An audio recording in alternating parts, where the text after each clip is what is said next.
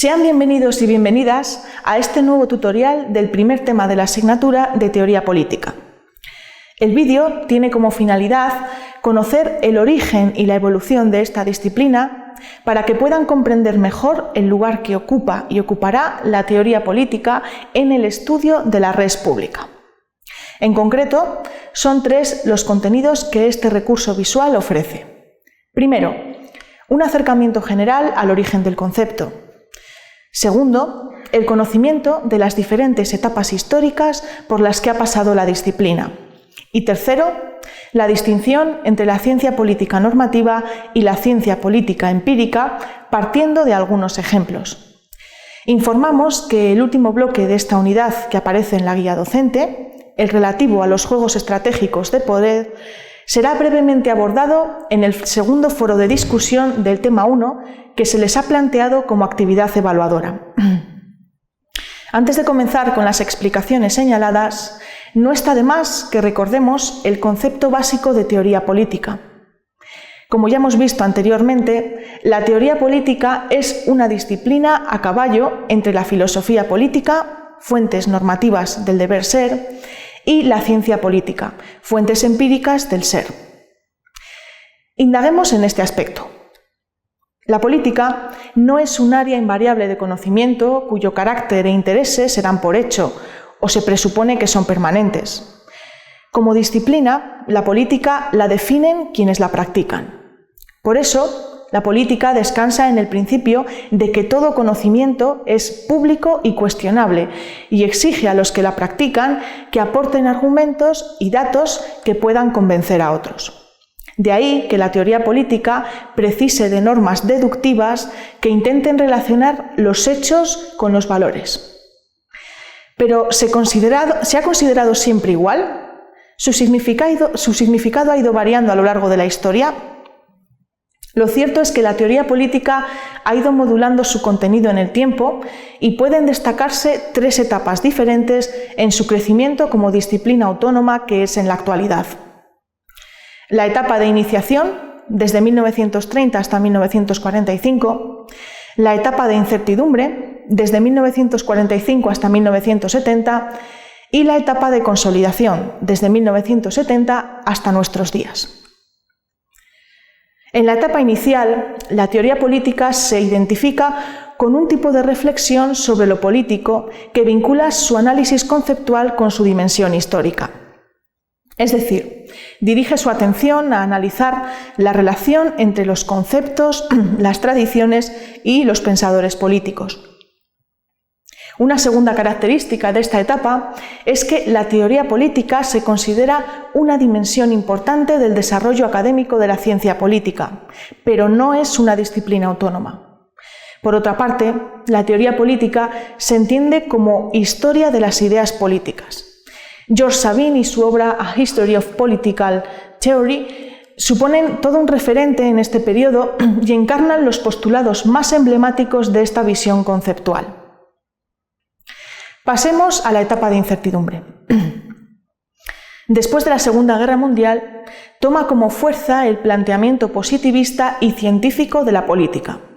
La ciencia política basará su objeto de estudio en el comportamiento observable del individuo, en la comprobación empírica de los hechos. Tendremos ocasión de profundizar sobre esta cuestión en el tema 3 de la asignatura, pero por el momento conviene destacar este punto. El método de investigación de la disciplina dejará de ser cualitativo e historiográfico para convertirse en cuantitativo. Por eso, la nueva ciencia política, asentada en los parámetros del rigor metodológico, la comprobación empírica y la neutralidad normativa, relega a un segundo plano los postulados valorativos de la teoría política. En este sentido, el paradigma conductista sacudió con fuerza las bases que habían regido hasta el momento esta disciplina normativa, pero en contra de los pronósticos iniciales que auguraban su desaparición, la teoría política se rehabilitó y revitalizó con fuerza en dos sentidos diferentes. El primero, promovido por aquellos autores que reivindicaban la insustituible dimensión filosófica en la reflexión política, dimensión que ninguna ciencia empírica puede sostener porque se acompaña de percepciones valorativas. Esto es, aquellos autores que desarrollaban la teoría política normativa. El segundo, promovido por otra parte de la doctrina, que consideraba que no existe separación tajante entre los hechos y los valores, por lo que la teoría política no puede ser moralmente neutra ni ahistórica, y que los modelos metodológicos y contextuales, unidos a los marcos referenciales, ayudan a entender y transformar el mundo. Esto es, autores que desarrollarán la teoría política empírica a partir de este momento. Sheldon Golding, en su obra Politics on a Vision, será uno de los referentes en esta etapa de incertidumbre y rehabilitación de la teoría política. La tercera y última etapa es la de consolidación de la teoría política, que dura desde 1970 hasta la fecha y se caracteriza por su aparente autonomía de otras disciplinas como la filosofía y la ciencia política, con las que guarda estrecha relación.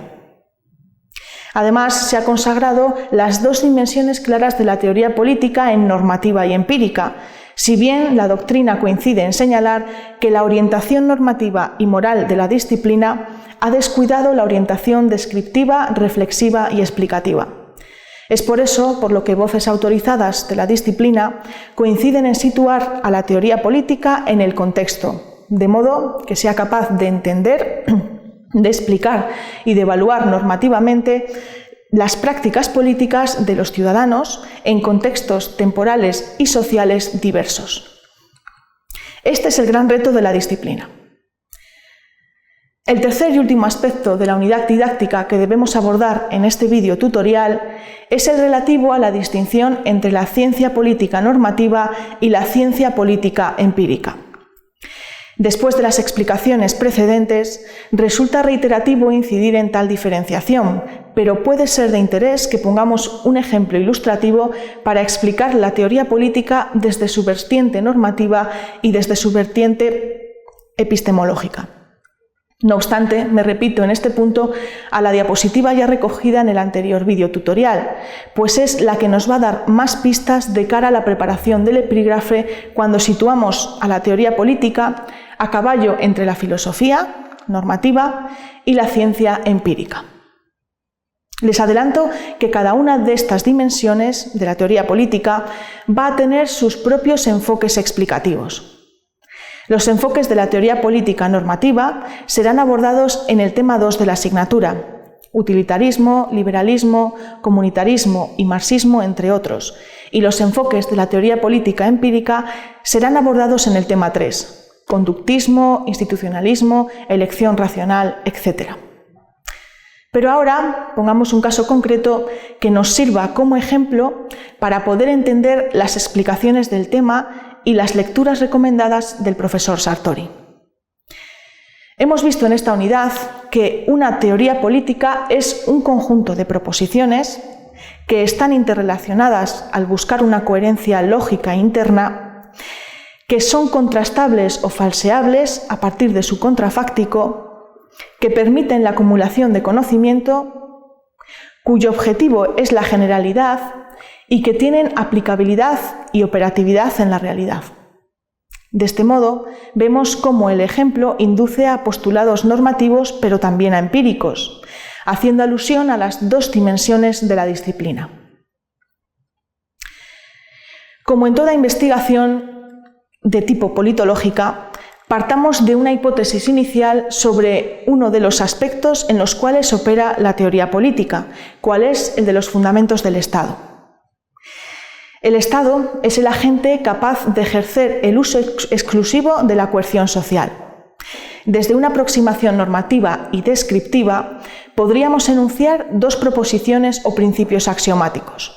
Primero, el Estado existe para mitigar la violencia. Segundo, existen medios para mitigar la violencia que son los medios legítimos. En cambio, desde una aproximación empírica y observable, podríamos construir la siguiente proposición. En los países donde existe terrorismo, el Estado no es el agente exclusivo en el uso de la coerción y tiene una reducida capacidad para ejercer esta acción. Partamos de otra hipótesis para comprender cada uno de los términos que se utiliza en la teoría política. ¿A qué partidos eligen los votantes? Nuestras proposiciones podrían ser las siguientes. Los partidos compiten entre sí por los votantes y los partidos conocen las preferencias de los votantes.